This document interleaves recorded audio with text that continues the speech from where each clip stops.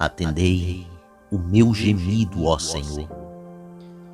Escutai, ó Senhor, minhas palavras. Atendei o meu gemido.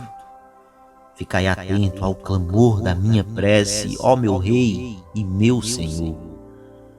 Não sois um Deus a quem agrade a iniquidade. Não pode o mal morar convosco, nem os ímpios poderão permanecer perante os vossos olhos.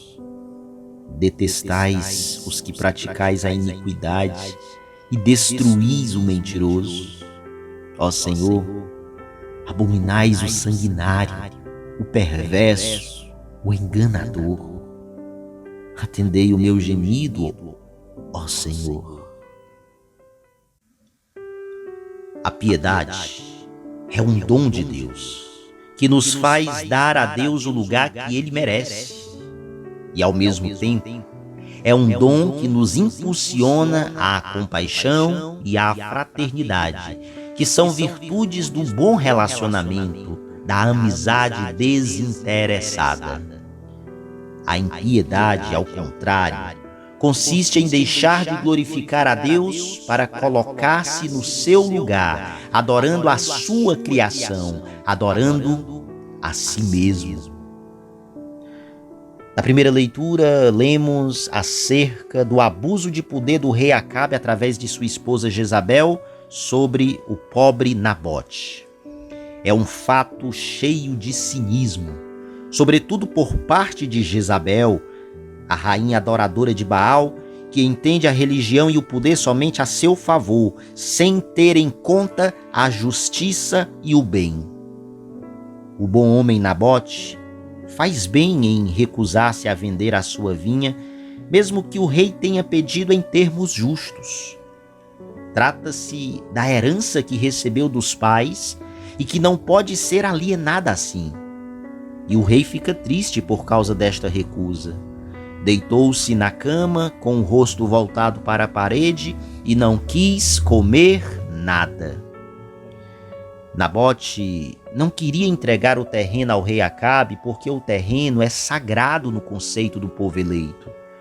Cada família recebeu sua parte da terra prometida dada pelo Senhor, e esta terra tem que permanecer unida à família como um depósito sagrado e inalienável.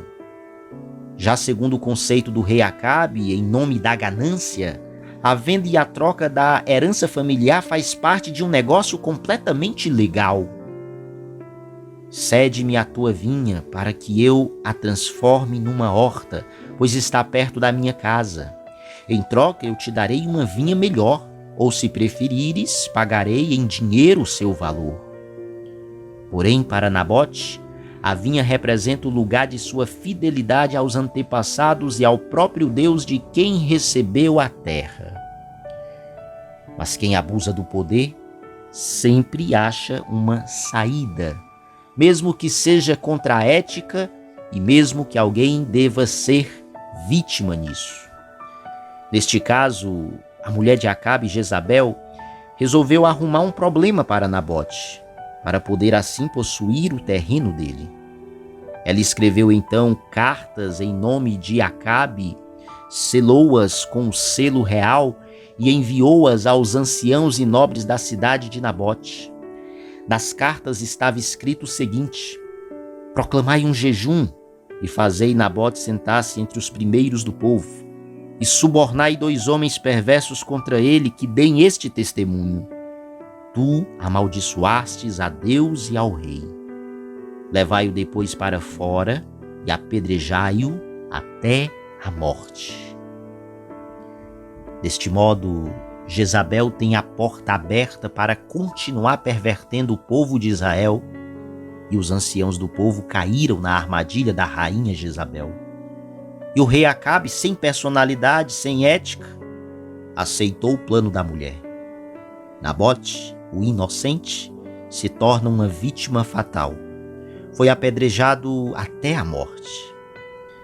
Para um ambicioso como o rei Acabe e sua esposa Jezabel, o recurso à violência parece-lhe justo e honesto.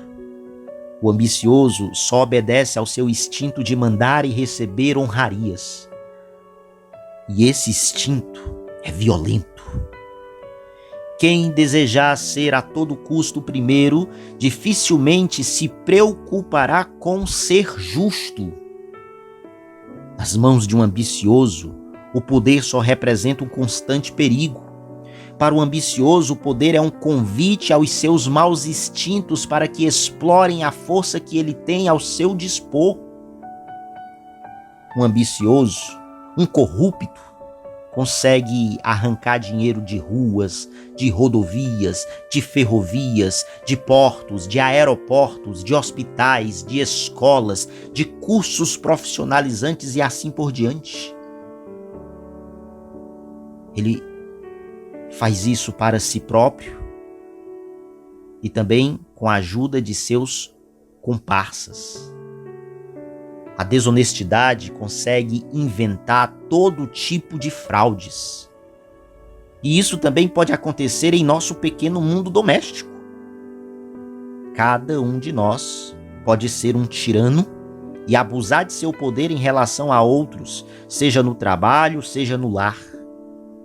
Guardando as proporções, muitas vezes nós também nos aproveitamos da nossa posição de comando, de controle, para nos apossar pela força de algo que nos atrai.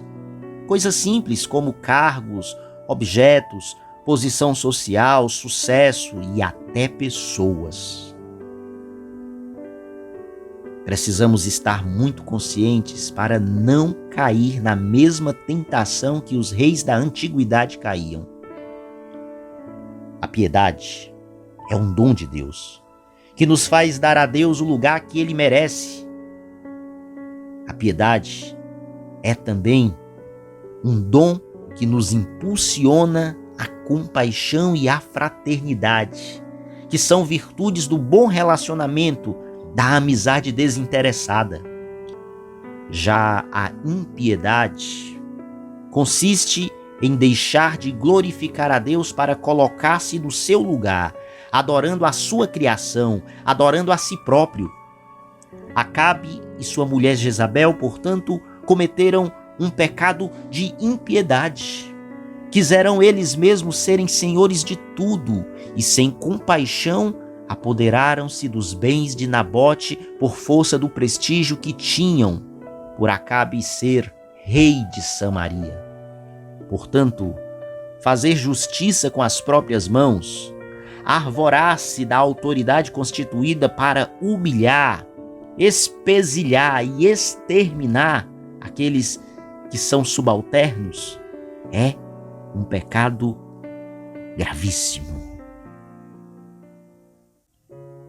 Não estamos obrigados a sujeitar-nos sem mais às ofensas que nos fazem.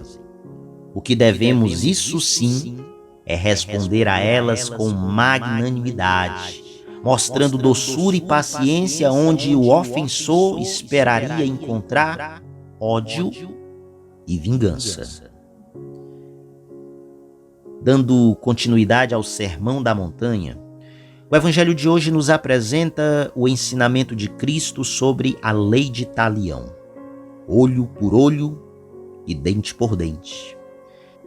Para bem compreendermos essa passagem, é preciso ter em conta, antes de tudo, que a aplicação deste princípio de proporcionalidade estrita entre dano e reparação pertencia ao âmbito da justiça pública e não ao da vingança privada, prática tão comum entre os povos do Antigo Oriente. Lembremos-nos, em segundo lugar, do que dissera o Senhor: não julgueis que vim abolir a lei e os profetas. Não vim para os abolir, mas sim para levá-los à perfeição. Não se deve pensar, portanto, que Cristo tenha anulado o direito de punir as ofensas e injustiças. Seria um absurdo imaginar que o autor, quer da natureza, quer da sociedade, revogasse um dos pilares da ordem social. Por estes motivos, e com base no comportamento de Jesus, É preciso considerar aquelas palavras: se alguém te dá um tapa na face direita, oferece-lhe também a esquerda, não como um preceito, mas um conselho a ser seguido por quem, diante de um prejuízo pessoal que não atinja a terceiros, prefere sofrer pacientemente injúrias e agressões a reivindicar o que por direito lhe pertence. Prova disso é a conduta do próprio Cristo, que, ao ser esbofeteado no palácio de Caifás, não ofereceu ao guarda a outra face, senão que lhe dissera com uma divina sabedoria: se falei mal, prova-o, mas se falei bem, por que me bates? Logo, o que Jesus nos quer dizer com o seu ensinamento é o mesmo que dirá o apóstolo São Paulo em sua carta aos fiéis de Roma: não te deixes vencer pelo mal, mas triunfa do mal com o bem. Em outras palavras, não estamos obrigados a sujeitar-nos sem mais às ofensas que nos fazem. O que devemos, isso sim, é responder a elas com magnanimidade, isto é, com uma bondade de modos e palavras capazes de desarmar moralmente o nosso adversário, mostrando-lhe doçura e paciência onde ele esperaria encontrar ódio e vingança. Agora, se olharmos esse ensinamento como preceito, aí vale a pena notar algumas coisas. Tem-se aqui os seguintes elementos. Primeiro, não buscar a vingança.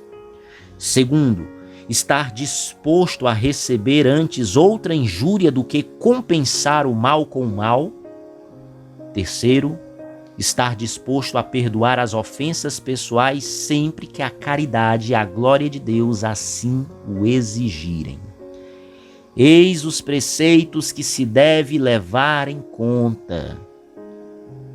E se queremos, pois, ser perfeitos na caridade, não paguemos a ninguém com o mal, antes, quanto depender de nós, vivamos em paz com todos os homens, confiando a Deus justo e bom a punição e a vingança.